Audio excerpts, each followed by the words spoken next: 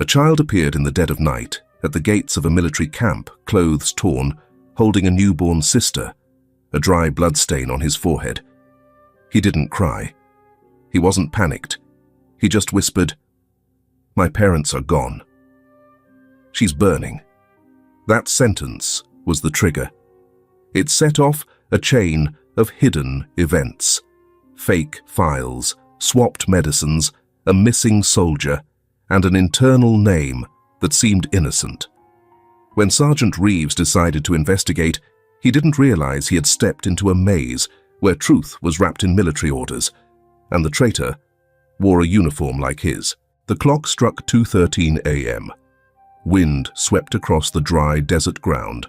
There was no human sound, only the rustling of the wind through the barbed wire fence and the chirping of insects mixed in the thick silence. The main gate of Outpost Bravo 17 was tightly shut. A military pickup truck had just turned off from the guard station, leaving a blurry trail of dust behind. Two guards stood silently, eyes tired, hands on their guns. 3 knocks. Not loud, but clear. Knock, knock, knock. They looked at each other. One of them, Private Clark, gestured for the other to provide cover. Then he approached the iron gate. Through a small peephole, he saw a child. No one spoke. Clark opened the door slightly. A boy stood there, not much taller than an adult's knee. His clothes were covered in dirt, torn at the shoulder. In his arms, he clutched a small rolled-up blanket. The boy didn't cry. He didn't tremble. He just stood there. On his forehead was a streak of dried blood extending down his cheek. Clark knelt down. The boy looked directly into his eyes. His voice was hoarse, but clear. "They hurt my parents. I ran. She's burning. Please help her." Clark tightened his grip on his gun, pulled out his radio and called, "Stranger at the gate. It's a child. Carrying another baby. Call Sergeant Reeves." Sergeant Daniel Reeves was writing a report in the command room. He was a man of few words, in his early 30s, who had experienced a life full of fractures outside the battlefield. The call came. He stood up, said nothing, just put on his windbreaker, grabbed his Glock, and left the room. When he arrived at the gate, the headlights were already on. The boy was now sitting on the ground, still clutching the blanket. Daniel walked over, gesturing with one hand for the surrounding soldiers to back away. He sat down, at eye level with the boy. Not rushed, not loud. "What's your name?" "My name is Aaron." "Who hurt you?" He looked up, his voice a whisper. "They hurt my mother. Shot her. I carried my sister and ran." Daniel signaled Clark to approach. He gently pulled back the edge of the blanket. In the boy's small arms was a newborn girl a few months old. Her face was flushed red, eyes tightly shut, body limp. Daniel placed his hand on the baby girl's forehead, burning hot, dry skin, cracked lips. He turned to the on-duty doctor, speaking quickly. "Prepare for an urgent trip to the infirmary. She needs to have her fever lowered and receive IV fluids." Just then, the boy lost strength. His head slumped onto Daniel's shoulder. No sound. Not a single sound. Daniel picked up both children. Another soldier stepped forward, taking the boy. The group turned and left the gate. The headlights still illuminated the empty patch of ground where the boy had stood. In the infirmary, Ellie, the doctor on night duty, had already prepared the table. Daniel placed the baby girl down first. Ellie quickly took her temperature, attaching a small IV tube to her arm. Fever nearly 40 degrees. Dehydrated, weak breathing. Daniel just nodded. He covered the baby girl with the blanket, stood silently for a moment, then turned and asked, "What about the boy?" "He's awake now, in the room next door. Needs rest. Body shows signs of being hit or strong impact." Daniel nodded. He walked to the next room. The boy lay on his side, hands still clenched as if holding something. Daniel didn't wake him. He pulled a chair to the bedside, his eyes on the boy, not like a soldier, but like a man who knew what loss was. At the surveillance station near the gate, Private Tom was rewinding the security camera footage as instructed by the commander. He paused the image at the point where the boy appeared. Zoomed in. At the edge of the boy's shirt, there was something unclear. Tom opened his radio, speaking softly. "Sergeant, we found something strange. You should see this." Daniel had just returned to the observation room. The image was paused at the moment the boy stood before the gate, holding his sister tightly. No one said anything more. Only the humming of the fluorescent lights on the ceiling. The air was thick, as if something very old and very cruel had just crossed the camp's boundary. The lights in the infirmary were dimmed. A soft yellow desk lamp cast long shadows on the wall. The air smelled of antiseptic and the warm breath from a small heater placed under the bed. Aaron lay still, his hand lightly bandaged, his face slightly turned towards the door. He had woken up about an hour ago, still silent. But his eyes were not closed. He stared intently at the ceiling. Dr. Ellie gently lifted the boy's arm, checking the bruise on his elbow. She spoke softly, not too close. "Does this hurt?" Aaron didn't answer. He turned his head to look at the corner of the room. A grey blanket covered the bassinet. A small green light blinked from the IV machine next to it. Daniel was sitting on an iron chair by the bed, not wearing armor, just a dark t-shirt with sleeves rolled up to the elbows. He followed Aaron's gaze. "Your sister is still alive. She's being taken care of. She's a good doctor. She won't let anything bad happen." The boy nodded very slowly. A moment later he spoke, his voice hoarse. "Her name is Myla." Daniel tilted his head, waiting, not interrupting. After a long moment, Aaron continued, short, broken sentences. "My mum told me to run. Don't look back, but I heard gunshots, heard her screaming." "Who shot her?" Aaron licked his lips, his eyes not leaving the bassinet. "There was a man, spoke American, wore a black watch, had a scar on his hand, with 3 other people. Locals. Do you know what they wanted? They were looking for something, a USB. My dad wouldn't give it to them. They slammed the table, then started threatening and pulled out guns." Daniel frowned. He didn't rush to write notes, just rested his hands on his knees, his eyes not leaving the child's face. "My mum pushed me and Myla out the back. She said, 'Run, hold your sister.' I ran to the kitchen door." The boy breathed heavily. Ellie brought a cup of water. He took a sip. "I hid in the coal cellar. Myla cried. I was scared they'd hear. I had to cover her mouth. My hands were shaking so much." "Then what?" "They burned the house. I saw the fire, but no one was screaming anymore." Daniel paused. He had met children who had witnessed terrible things, but none told it as simply as Aaron. No excess emotion, no tears, just cut fragments, in the right place, enough detail. A child with great resilience. He nodded gently. "Did you see the American man's face clearly?" Aaron frowned, thought for a long time. "Not clearly, but his right hand had a long scar, and a black watch, rubber strap, with a small round symbol." Daniel looked up. His heart pounded. An image flashed in his mind, Staff Sergeant Mason, who had commanded the Southern Patrol Team 2 weeks ago. He always wore a black rubber watch, its face engraved with the paratrooper symbol. He stood up. "Thank you. You did the right thing by running, and holding your sister tightly.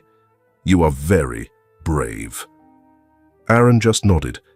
His eyes turned back to the bassinet. After leaving the infirmary, Daniel went straight to his small office, closed the door, opened his notebook, and quickly wrote down every detail Aaron had told him. A moment later, he went to his superior's office, Captain Cole, who directly managed security files. But Cole had left the station yesterday afternoon. The temporary replacement was Mason. Daniel hesitated at the door. His hand clenched the notes in his pocket. He pushed the door open. Mason was sitting at his desk, lights bright. In his hand was a file.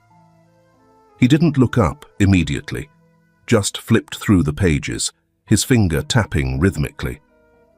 Daniel stood straight, his voice even. "I have an urgent testimony from the child who arrived last night. It's serious." Mason looked up. His eyes narrowed slightly. "What's serious?" "A lost child in the middle of the night." "Number?" "He said his parents were murdered, with American involvement." "Is that so?" Mason put the file down, pushed it gently towards Daniel. It was Mila's medical file. "You're letting emotions guide you. I understand. But a child's words aren't enough to cause disruption, especially not now." Daniel looked at him, a brief second, but he saw clearly. Mason knew there was truth to this, but he didn't want it dug up. "I will continue my own investigation, with or without support from command." Mason just smiled slightly.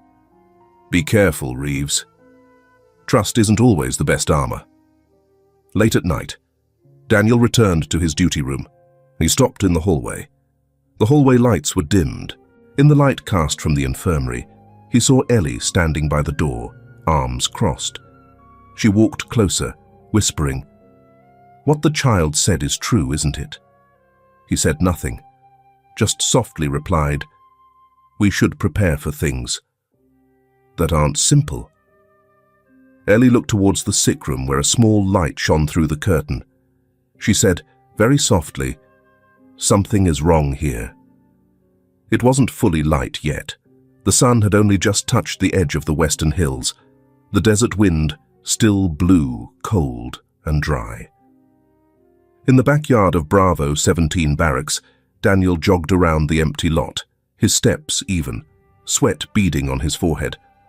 But his mind wasn't there. He had run 5 laps around the yard, more than usual. Each step was driven by an unanswered question. Why were Americans involved in that murder? Why was the baby girl's medical data incomplete? How much did Mason know? On the 6th lap, a young soldier ran up and called, "Sergeant Reeves, Dr. Ellie needs to see you urgently. The baby girl, Mila, is showing signs of seizures."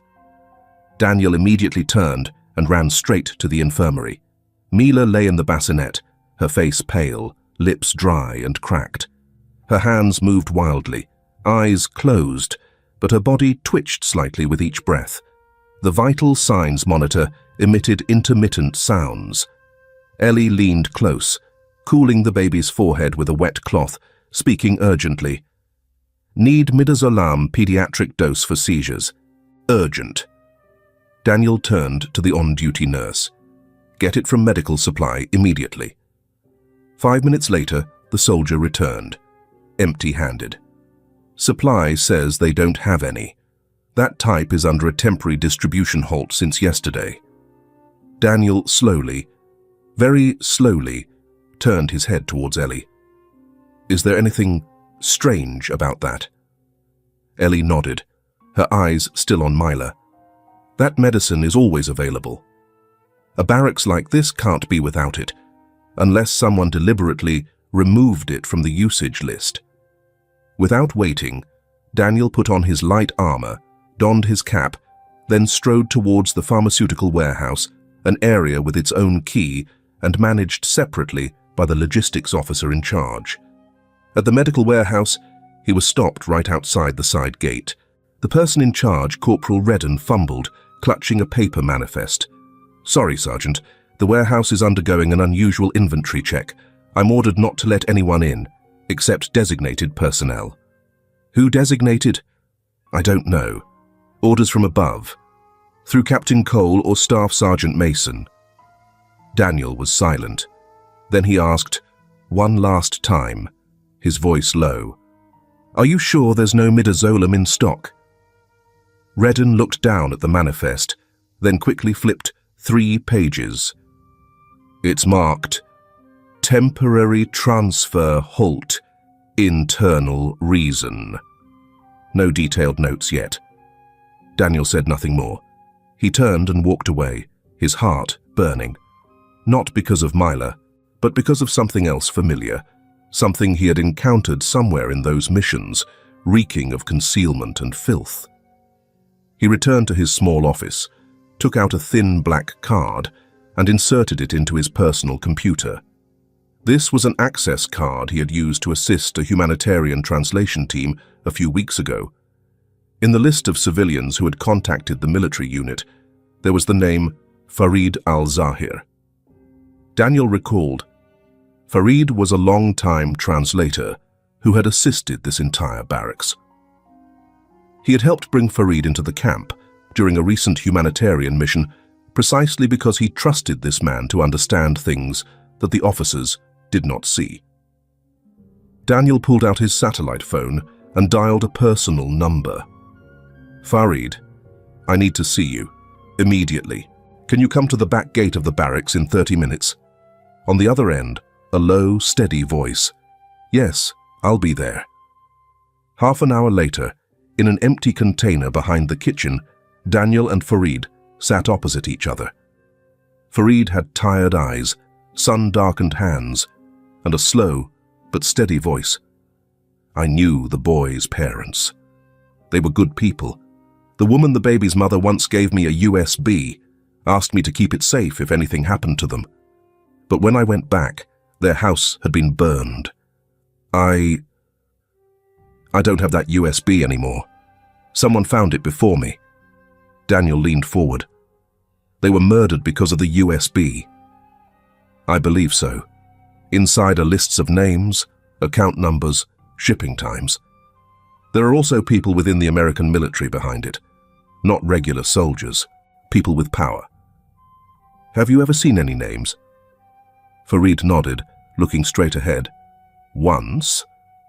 On a shipping order. It had a signature with the name Mason."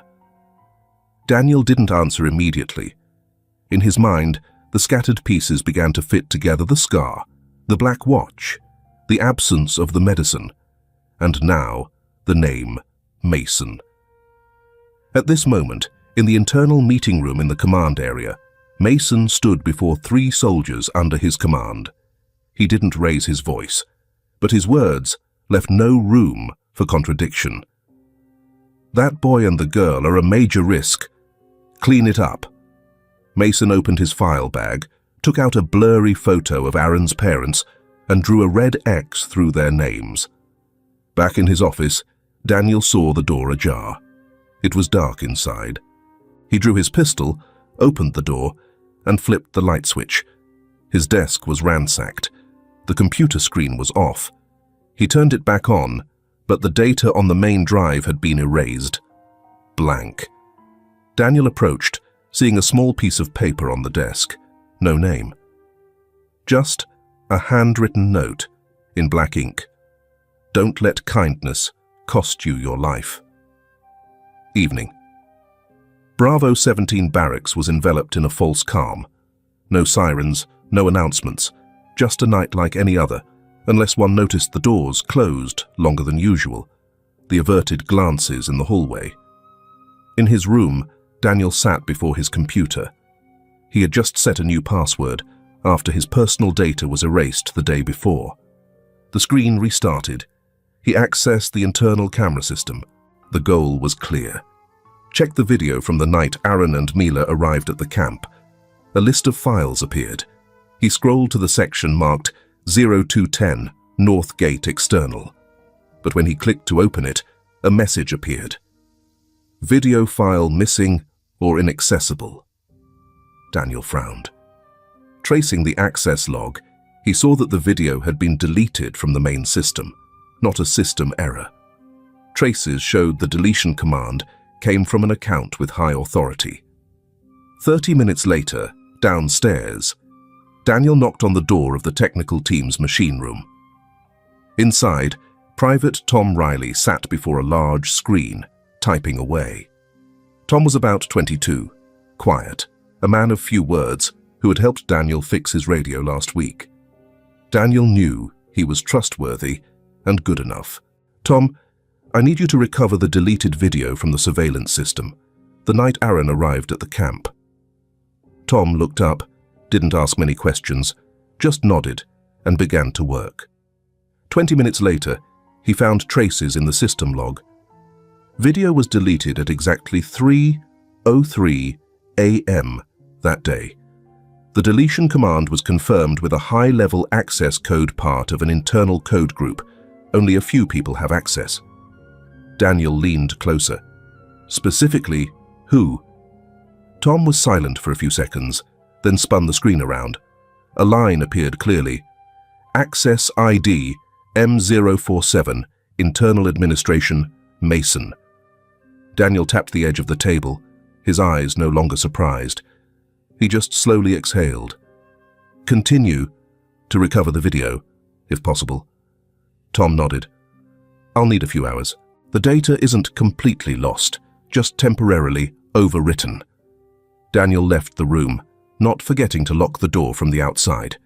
Back in the medical area, as he stepped through the door, Ellie rushed out from inside. Aaron just had a high fever and a nightmare. The boy was talking in his sleep, constantly, repeating a name, Dargan. Daniel looked at her, then went straight into the room. Aaron had fallen back asleep, his forehead drenched in sweat, his mouth slightly open, breathing. Daniel remembered his conversation with Fareed. The name Dargan was not unfamiliar. He was a local mercenary who had appeared in a shipment 2 weeks ago, a shipment managed by Mason himself. Dargan was known for his violence, but was protected by the local military due to his covert connections. He had disappeared not long after Aaron's house burned down. The next morning, Daniel returned to the technical room. Tom had recovered part of the deleted video. On the screen, a blurry image from the night camera appeared Aaron holding Mila walking into the frame. There was a soldier standing behind them, but as soon as the boy was brought into the camp, the footage was cut. Daniel frowned. Someone didn't want the end of the footage to be seen. He and Tom shifted their focus, retrieving logistics shipment data from the most recent week. Under the old account of Captain Cole, who was temporarily absent, they found a shipment with a hidden waybill code. Y7 Mead 216B item type, unknown. Shipping method, medical vehicle, left camp at 4:40 a.m. 2 weeks ago. Responsible party signed by M047. Daniel slowly reread, medical vehicle, not carrying patients, no transfer slip. Tom asked softly, "What do you think?" "I think the medicine in the warehouse isn't missing. It's been replaced with fakes. And the real medicine was taken out in the medical vehicle to be sold." Daniel returned to the pharmaceutical warehouse. This time, he didn't ask permission. He went with a guard, using a technical inspection order to enter. Inside, he opened the boxes of anti-seizure medication. They looked intact. But when he picked them up, he realized the boxes felt slightly lighter than usual. He tore open a box. Inside, the blister pack was very sophisticated, but the pills had a different smell. A faint alcohol smell and a coating that looked blurrier than usual. He took a box, put it in a canvas bag, and returned to the small laboratory in the barracks where water quality used to be tested for the medical unit. Daniel handed it to the technician. "Check the composition. Compare it to a standard midazolam sample." The technician hesitated. "Is something wrong?" Daniel replied simply, "I suspect this is fake, and a baby almost died because of it." That evening, in the technical room, Tom sat opposite Daniel. He'd heard everything that happened from Ellie. He spoke, his voice low but steady. "If you're right, then we're in very deep mud." Daniel looked out the window. It had started to rain again. This time, the rain wasn't as light as the night before, and he knew what was flowing beneath their feet wasn't just water. Early morning, Clear sky, light breeze. No more rain. The air in the camp was brighter than the past few days.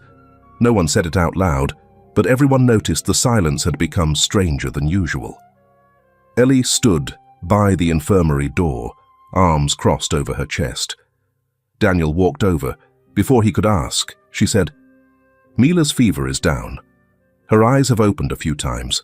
I used a self-made herbal mixture, combined with rehydration. But it's only temporary. There's no real medicine yet." Daniel nodded. "Good, as long as she lives." They walked in together.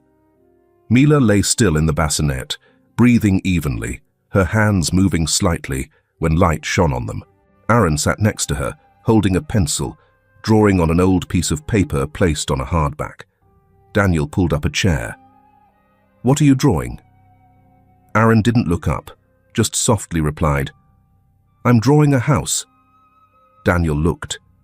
The drawing showed a small house, a woman holding a baby, a tall man next to them, and in the bottom corner, a dark shadow, a human figure, holding something like a gun, face unclear.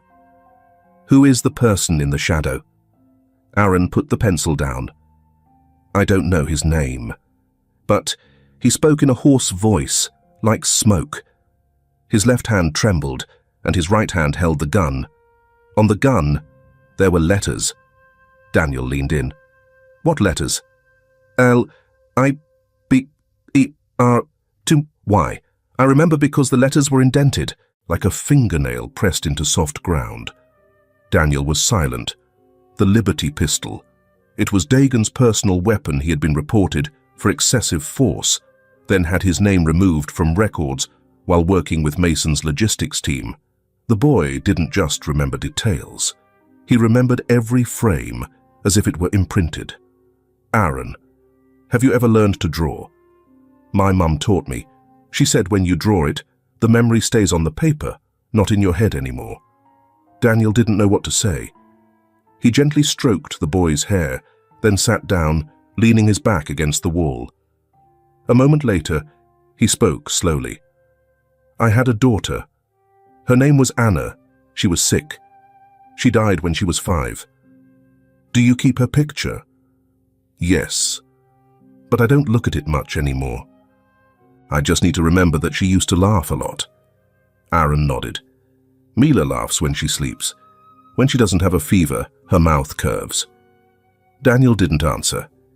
He looked at Mila, then back at the boy. Nothing more needed to be said, but something very real had quietly connected them.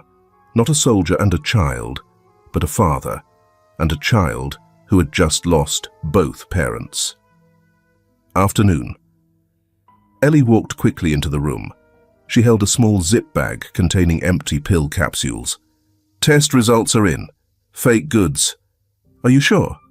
"I compared the ingredients. It's just a cheap sedative, no active ingredients for seizures. If Mila continued to use it, her nervous system could collapse, even greatly affect her life." Daniel clenched his fist. They used fake medicine. Despicable. Ellie nodded. No one said anything more. Each understood clearly this was no longer speculation. Daniel returned to his office. This time, he opened the internal system. Line by line of data. Every medicine manifest. Entry date withdrawal. Date, signatory. He saved everything to a hard drive, then ordered the printing of all medical records from the last 3 months. Attached was the lab test result. But when he clicked print, the screen displayed a message. "Access denied, permission level restricted." Daniel tried again. Nothing changed. He checked his permissions. His account had been downgraded, not allowed to print documents or send data outside the system.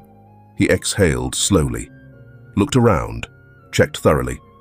The room had no cameras, but someone knew his every move. He took the hard drive, put it in his inner jacket pocket, buttoned it up. Daniel walked quickly to the main command office, where Captain Cole usually worked.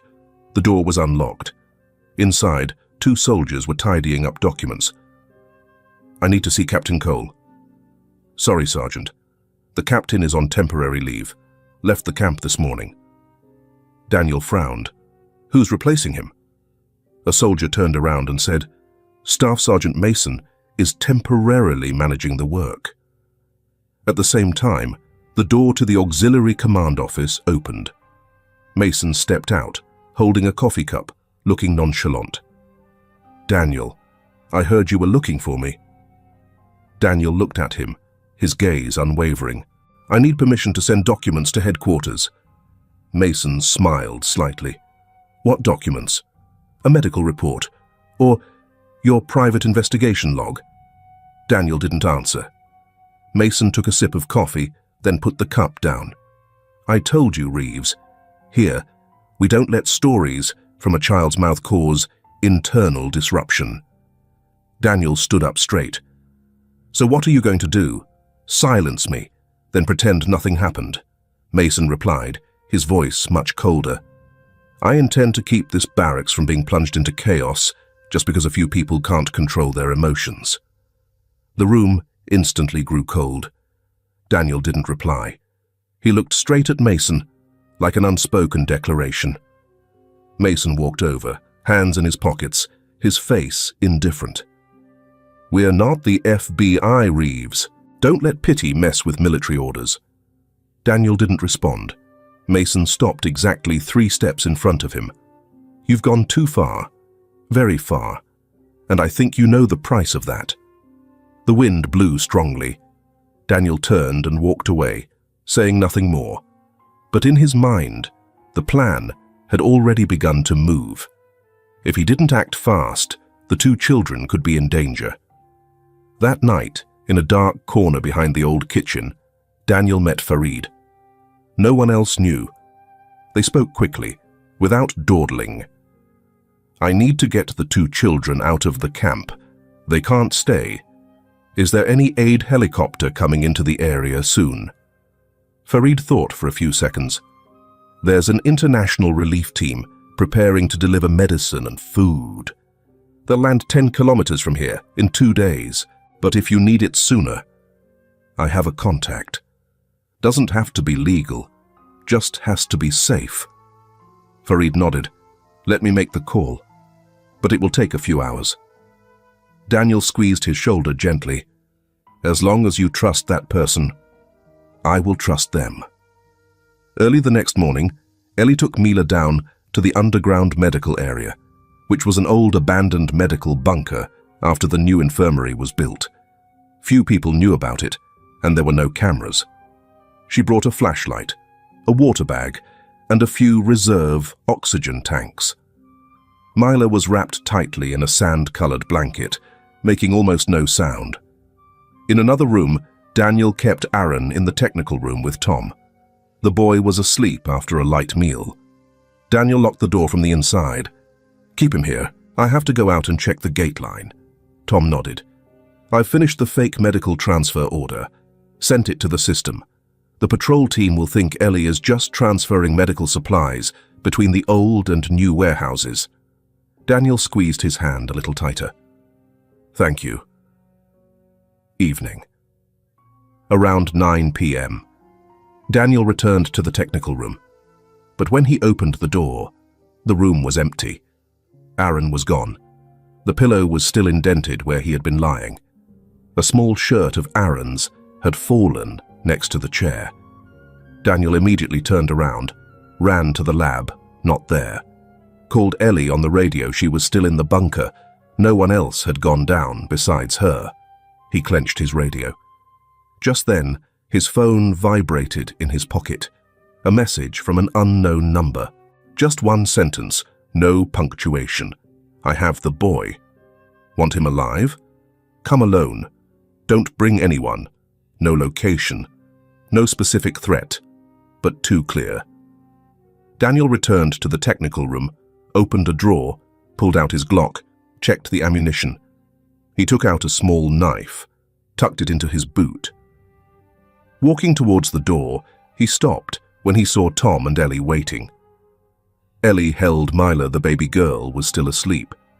Daniel looked at the 2 of them, spoke clearly, slowly, as if giving a final instruction. "If I don't come back, both of you leave the camp. Take Mila with you. Don't wait."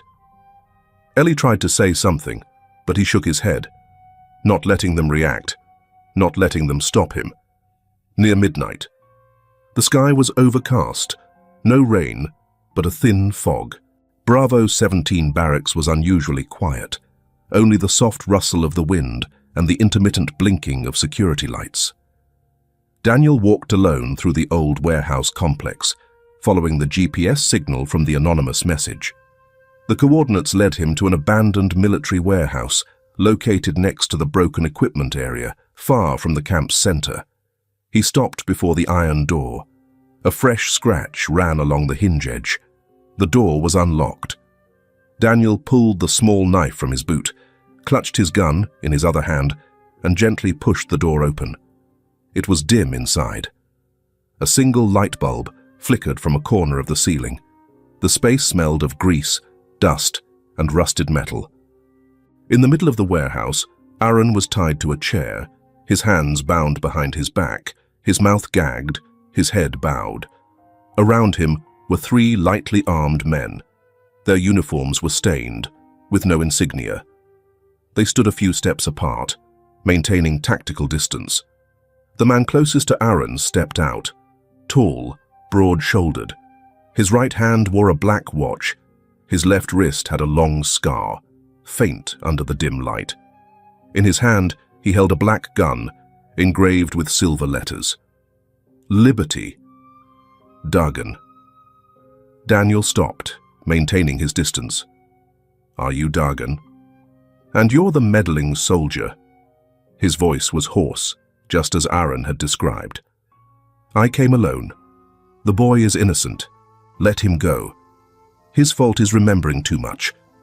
Dagan raised his gun, not aiming directly, just a reminder. "Do you have a copy of the file? I don't need the original. Just confirmation that no one else knows what the boy said." Daniel exhaled softly. "And if I give you the copy, you'll spare him?" "I'm not a murderer. I just clean up what shouldn't exist." Daniel subtly turned his wrist. On his watch, the recording device was active, transmitting audio signals via shortwave to Tom and Ellie, who were waiting in the technical room, headphones already plugged in. "I didn't bring anything, but you can make me trust you by releasing the child. Don't be naive, Reeves. You used to be military intelligence, right? So you know very well the only one who can protect a secret is the only one who survives." Daniel took another step, his hand on the knife hilt in his boot.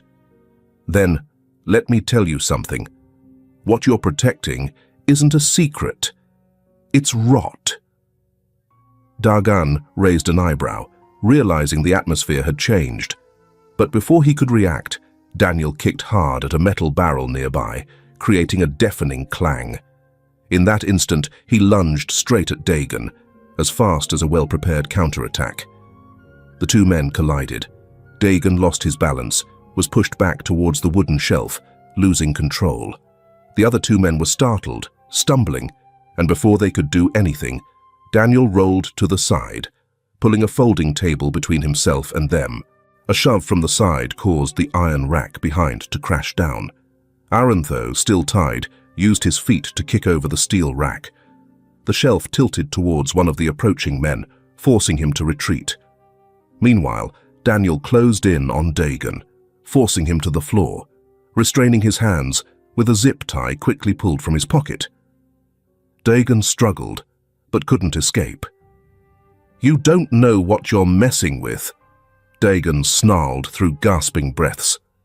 Daniel didn't take his eyes off him, his voice calm but firm. "Wrong. I know exactly what I'm doing, and why people like you can't be allowed to keep hiding." The space fell silent, only gasping breaths. Aaron sat leaning against the wall, tired but alert. Daniel looked at the boy, gently nodded to reassure him, then turned back to Dagan, who was now completely subdued. He ran to remove the gag from Aaron's mouth, cut the ropes. The boy gasped, coughing continuously. Daniel hugged him. "You're all right now. It's over. I heard gunshots. Thought you were—" "I promised. I won't abandon you too." Daniel took out his phone, quickly called the technical room. Tom answered. "Tom, did you get enough on tape?" "Saved. Encrypting and sending to the temporary server now." "Good. I need everything, the testimony, the recording, the medicine files sent to headquarters tonight. Everything." Tom paused, then replied, "Understood, Reeves." "We won't back down." Daniel looked up at the flickering light bulb on the ceiling. The light wasn't bright enough, but enough for him to clearly see Dargan's pale face. The atmosphere in the warehouse was no longer silent. It thickened, as if signaling that this was only the first layer being peeled away. Outside, it wasn't daylight yet. The camp was silent, with only a few weak lights casting dim yellow rays on the old tin roof and dusty ground. In the technical room downstairs, Daniel knelt, gently bandaging the scratch on Aaron's arm. The boy was still trembling. He bit his scarf tightly to keep from groaning. "Does it still hurt?" "No, sir. I'm just a little tired." Daniel placed his hand on the boy's shoulder, holding it tightly for a moment. No more words were needed. At the control panel, Tom and Ellie were opening the satellite data transmission system. The screen showed data packets being encrypted one by one. Video of the night. Aaron arrived at the camp recording of the conversation with Dagan evidence of fake medicine, internal emails with Mason's signature hidden waybill list. All had been arranged in sequence and authenticated. Tom spun his chair, looking at Daniel. "We only need 5 minutes. Satellite signal is stable. I'm using an independent frequency, bandwidth supported by the International Relief Team." Ellie typed the last command, her voice slightly strained. "We have one chance. After that, the system will self-delete all traces. No one can recover it." Daniel nodded. He pulled out his watch, checked the time. 4:41. Suddenly, the screen flickered red. A warning message appeared. "Signal interference, detected external overwrite." Ellie leaned closer, typing furiously. "Someone is blocking the signal, not from the main system. It's a mobile device shortwave interference frequency." Tom interjected, "We have less than 3 minutes to get out before we lose connection." Just then, from far down the hallway, there were hurried footsteps. Daniel lunged towards the door, drawing his gun. "Lower the defense system. Retreat to the corner of the room." A loud bang exploded from the stairs leading down to the basement. A bullet lodged into the metal wall near Tom's head, making him fall backward. Ellie cried out, "Tom!" A red streak ran down from Tom's shoulder. Daniel pulled him back, pressing his shirt onto the wound. "Not deep. Stay still." Ellie picked up Myla, immediately retreating through the hidden door to the second basement level, a reserve space that housed wartime medical supplies, now abandoned. Daniel relocked the main door, placing an obstruction behind the entrance. Behind him, the stomping footsteps grew clearer. Mason had found them. The internal radio crackled. Then Mason's voice came through, steady. "Don't be foolish, Reeves. You know very well I can disappear cleanly. This camp can't hold anyone if I decide to make it disappear forever." Daniel didn't reply. "But if you push further, the boy and the baby will die because of your stubbornness." Daniel pressed the radio to his ear.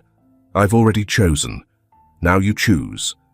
In the control room, the transmission signal was still weak. The red light was still blinking. Tom stifled a groan, crawled back to the table, and continued typing commands. Ellie called from downstairs via radio. "The relay system downstairs is stable. Switch to auxiliary satellite channel re-encrypt. Cut the main channel." Tom pressed the button. The signal line turned light green. Data packets continued to send. 87%, 92%, 96%. Outside, the sounds grew closer. Someone was breaking down the main door. Daniel stood shielding the control panel, gun in hand, not backing down. 99%, 100%. The confirmation signal chimed a short but clear ping. On the screen, text appeared. Transmission complete, data safely uploaded to Central Command. Tom let out a soft laugh, then sighed in relief, leaning back against the wall. It's done. Daniel picked up the radio, speaking slowly, not loudly, one word at a time. So now, we have nothing left to lose. After the confirmation signal completed, Daniel stood motionless for a moment. There was no feeling of triumph in his heart. Just a brief silence before everything continued. At the same time, in the command room upstairs, Mason slammed his hand down on the control panel. The file fell to the floor, papers scattered. He snarled at a subordinate who had just run in to report. "They did it!" "It's really sent?" The soldier nodded, avoiding Mason's gaze. Mason turned to the internal monitoring board, opened the tracing system useless. All data had been transferred through a separate secure channel, impossible to retrieve. He hissed through gritted teeth, his voice full of rage. "You will pay. I swear, every single one of you." But behind his angry eyes, Mason began to feel a surge of chaos, not loud, but cold. He knew that all the lines above could already be reading what had just been sent. And when his name appeared on the logistics list, in the signed emails, in the manifest of fake medicine, then the next step wasn't counterattack. It was to erase traces, clean up, retreat. Mason turned on his heel, walking to his private room. He opened the small safe behind the wall painting where he kept his private phone, covert bank cards, and a list of people who could help him disappear. His hand trembled slightly as he pressed the unlock code. Not out of fear, but from knowing he didn't have many options left. Tom gasped, clutching his shoulder. Ellie came up from downstairs, Myla still asleep in her arms, eyes closed, breathing evenly. "Now what?" she asked, looking directly at Daniel. He bent down, checked his gun again, reloaded. Now, he won't be leaving quietly. On the control screen, the signal line was still running. In the bottom right corner, the system icon noted, "Headquarters received urgent processing." Daniel watched it silently for a moment. He knew well, from this moment on, Mason no longer had enough time to bury anything. But he also knew people like Mason wouldn't wait for a summons. They would flee, or worse, destroy evidence, be it people, proof, or even the lives of those who dared to expose them. Daniel looked at Ellie and Tom, then at Myla. We just pushed him into a corner, and cornered animals always become the most dangerous. Tom gave a faint smile. Then we just have to catch him before he digs his way out. Daniel didn't smile. He stood up, pulled the camp map from the iron cabinet, and spread it on the table. A red dot was marked at the end of the old supply road, an escape route once used for cargo evacuation. He slowly said, "If it were him, I know which way he would retreat. And I also know only I am fast enough to cut him off." He folded the map, put the knife back in his boot, tucked his gun into his hip, and turned to Ellie. "Watch the children. I'll go one step ahead." And then Daniel turned, his shadow merging into the dark hallway, where the wind through the tin sheets sounded like metal warning. 5:37 a.m. The first helicopter roared from the southern horizon, its dark silhouette clear against the dappled dawn sky. The engine sound pounded into the Bravo 17 camp, which was breaking apart its layers of silence. In less than 15 minutes, 3 light military helicopters landed in the open field to the west. The internal inspection team from Washington stepped out, unannounced, without ceremony. Each wore dark military uniforms, independent oversight insignia, their eyes as hard as a deployment order. Headquarters had issued an urgent order: freeze all camp operations. All command authority temporarily revoked. Gates locked. All vehicles inspected. No one leaves. Meanwhile, in the logistics warehouse area at the edge of the camp, Mason sat in a mesh-covered military truck, its engine rumbling, gloved hands on the wheel. He wasn't wearing a uniform, but a technical jacket with a fake ID. Behind the truck, several wooden crates were sealed, their labels scratched off. Mason didn't know the inspection team had arrived, but he knew. After last night's data transmission, his only way out was to retreat early, very quickly. As his truck roared out of the camp, Daniel was already waiting at the Northern Auxiliary Station. Beside him were two loyal soldiers, Private Clark and Private Olivia. Without orders, they had already been there. His vehicle is coming out. He's alone. Daniel tightened his grip on his gun strap, his eyes unblinking. Chase him. We must catch him. The pursuit began. Mason sped through the back gate, the truck lurching onto the dusty ground, wheels sliding slightly to the left. Daniel and his two fellow soldiers got into a jeep and gave chase, the wheels grinding deep ruts in the dry earth. No sirens, no shouts, just the roar of engines, the whistling of the wind, and swirling dust. The desert terrain behind the barracks was rough, gravel flying on both sides. Mason's truck accelerated, trying to get over a small slope, but it was heavy, and a tire had a tear on the side. Daniel caught up when Mason hit a patch of quicksand. The truck wobbled, its rear wheels spinning in place. Daniel got out of his vehicle and walked straight towards him. Mason stepped out, one hand on his side. He gave a faint smile. His eyes were tired, but showed no fear. I just did what all of you turn a blind eye to. Do you think the military is clean? Daniel didn't answer immediately. He put on the handcuffs, moving closer. Number. But I won't be silent. I won't be an accomplice. He cuffed Mason, gently pushing him towards the vehicle. Mason didn't resist. He just looked towards the distant barracks, where the first sunlight had just touched the barbed wire fence. Back at the camp, Mason was immediately taken to an isolated interrogation room. The investigation team from Washington didn't say much. They presented orders, read out each violation, each unauthorized medicine withdrawal, each falsified report. Daniel stood outside. No need to enter, no need for further dialogue. Aaron, from the technical room, walked out into the yard. The boy stood a few steps from Daniel, watching Mason being led away down the hallway. Daniel sat down beside him. Are you okay? Aaron nodded gently, not looking at Daniel, but his voice was no longer trembling. I'm okay now. Daniel took his hand, squeezing gently. No more words.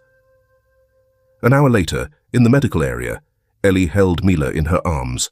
The baby was fully awake, her eyes wide open, her lips no longer dry. Ellie smiled faintly, her first smile in many days. She sat by the window, sunlight streaming over her shoulders.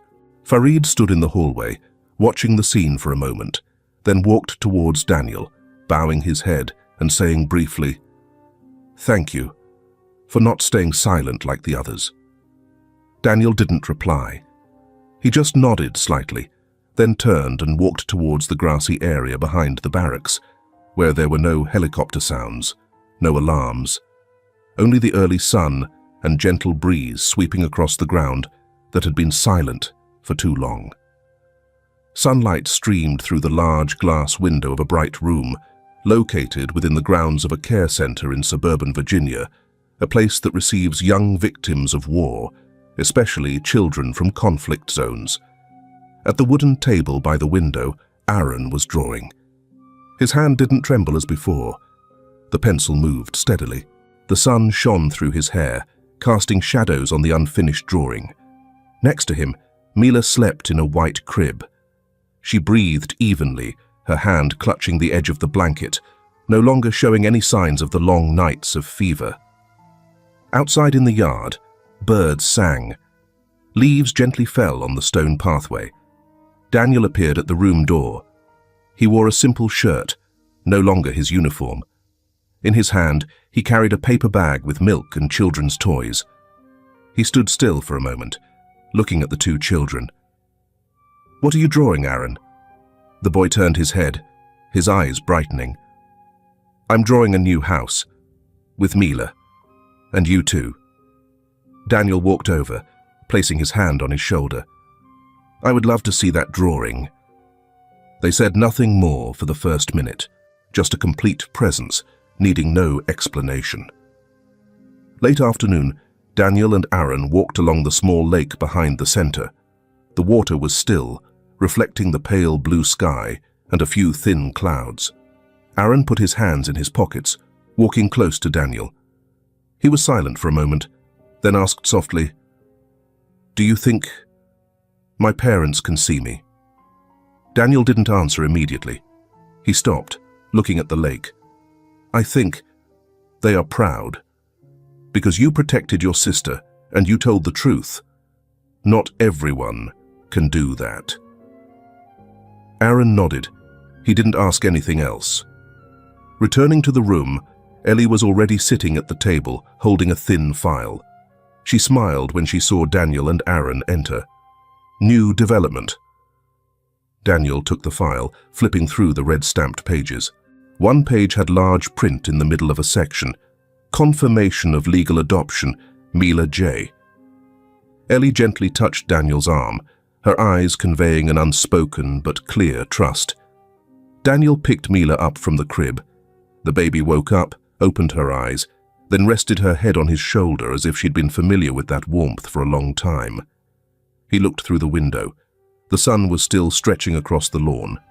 He spoke, loud enough for Ellie and Aaron to hear. "We start over from here, not forgetting the past, but not letting it imprison us." Mornings in suburban Virginia always began with gentle sunlight and a soft tapping at the window from the tree branches outside. In the small, pale grey single-story house, Aaron sat at his desk, meticulously coloring in every detail on his unfinished drawing. Mila sat next to him, holding a plastic spoon, her mouth still sticky with milk. She babbled indistinctly, but was clearly content to be with her brother. Daniel entered from the back door, carrying a small pot of freshly cut vegetables from the garden. He placed it in the sink, took off his gardening gloves, then bent down to gently kiss Mila's forehead. "Were you too good this morning?" "Yes, sir," Aaron replied, his eyes still on the paper. "Mila only spilled once." Daniel smiled gently. He poured more water into Aaron's glass, then sat down on the wooden chair opposite. Light streamed through the curtains, falling on the wall clock, silently like a steady beat of a new life. On the refrigerator, a piece of paper was held by a red magnet. It was a letter from the Child Welfare Agency, confirming Aaron was about to enter extended guardianship, the final stage, before officially becoming a legal adoptee. Daniel hadn't told Aaron yet. He wanted to save it for a truly peaceful, warm day like this morning. Outside, the sun was high. Sparrows chirped to each other on the roof tiles, the sound of a neighbor's small bicycle riding past. And in this peaceful place, there were no enemies, no gunfire, no life or death choices. Only 3 people once lost in the darkness, now learning to get used to the light. 2 years later, Virginia's autumn arrived late. Oak and maple leaves hadn't all fallen yet, scattered on the lawn behind Daniel's house. This morning, there was no rain, just slow-moving clouds, allowing the sun to shine through the window onto the light wooden kitchen table. Aaron was now 10, a little taller than before, with longer hair and more reserved. He still drew, but he no longer drew what was lost. Instead, he drew what was to come. On a new sheet of paper, there was a classroom. The window was wide open. A boy sat at the front desk, holding a pen. Next to him was Mila, smiling, her hair tied in 2 pigtails. In the distance, a man in a rolled-up shirt, holding a lunchbox, Daniel. That afternoon, they went to the city centre. The regional federal court held a special review session for child guardianship cases that had experienced emergency situations. Daniel wore a simple suit jacket, his hair neatly combed. Ellie accompanied them, holding Mila, now a 3-year-old girl who loved to hum children's songs in both English and Arabic. The waiting room was quiet. When the clerk called his name, Aaron stood up first. He didn't hold Daniel's hand, but as he walked past him, he gently touched the back of his hand, an unspoken sign. The hearing lasted only 25 minutes. The judge reviewed the file, evaluated assessments from the care center, from psychologists, and from the boy himself. When asked, "Do you want him to be your legal father?" Aaron looked at Daniel. He didn't smile, but his eyes were as bright as the morning sun shining through the tree canopy. "I do, because he was the first person to listen to me." Daniel said nothing, but in that moment, he felt something very deep, that he hadn't just saved a boy's life, but that boy had also saved the rest of him. That afternoon, they returned home. Mila slept in the car, her mouth still holding her worn teddy bear. Daniel opened the door, letting the 2 children go in first. He took an envelope from his pocket. Inside was the drawing Aaron had given him 2 years ago, the first one. A house, 2 children, a man, and a dark shadow in the corner of the drawing. But now, Aaron had redrawn it. On the new drawing, there was no longer a dark shadow. That corner held a small potted plant, and under the roof, the light was much brighter. Daniel taped the drawing to the living room wall, right above the old fireplace. In the evening, he sat reading to Mila while Aaron drew at the table. Everything was peaceful, and somewhere further away, perhaps in the Middle East, perhaps in some file room in the Pentagon, the documents from Bravo 17 were still being processed by an independent investigation team. A few people had been prosecuted. Mason disappeared on the very day he was transferred from the camp. No one found his body, but Daniel didn't need to know more. There are some questions that don't need answers, only the preservation of what is growing every day in a peaceful home in suburban Virginia. That night, when Daniel turned off the lights, he turned to look at the 2 children who were asleep. On the drawing taped to the wall, a small line of text was colored in with a crayon. "Home is where you dare to speak the truth and are still loved." The story of Daniel, Aaron, and Mila is not just a journey out of a filthy conspiracy under the guise of military discipline. It is also the journey of a soldier learning to stand by the vulnerable, not with guns, but by choosing not to turn a blind eye. A man who chose to believe the eyes of a child amidst countless denials from superiors. Because sometimes, what saves a person's life is not armor or authority, but the steadfastness not to turn back when turning away would have been so much easier. Oh, what do you think of Daniel's choice? If you were him, would you be calm enough to listen, or brave enough to confront? And if you, or someone you know, are trying to hold on to something amidst a world of too much silence, please remember, the truth doesn't speak for itself. It needs someone brave enough not to back down. I am here, reading every line you write, and I will listen, sincerely.